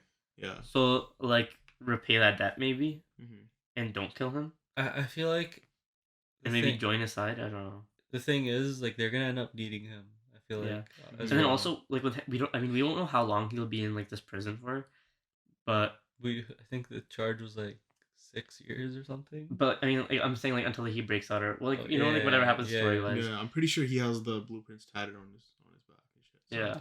Yeah. We got Michael Schofield over here. Yeah. Yeah. So I think it's kind of right, wrong place but right time type of or whatever it is, where it's now that he's in prison, they can actually go and kill him. Yeah. And because he's gonna be gone for however long he's gone, they're gonna be he's MIA, he's done, he's gone. You'll never hear from him again. Yeah. And then he'll come back later on. He on some legend type shit. He used to be this great dude. Okay, not like that. But I'm saying in the way that Luthen was concerned about loose ends. Yeah. They won't really know where he went, and even when they put him in the prison, they didn't ask it. They got a fake name and shit. Yeah. So they'll never be able to track him and know that he's in the system unless they see a picture. Yeah. And oh yeah, that's the guy. Yeah. So. Mm-hmm. It's just it's so well done. I think it's nice to talk about. I think that's all for our covers our weekly. That's the end of our podcast. Thanks for watching. Yeah. Go down there, hit the subscribe button, comment, share it.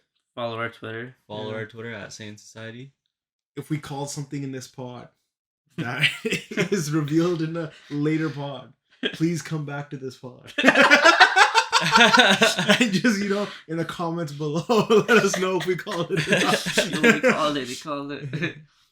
They're like, yo, lightsaber. Yeah. Anyways, peace.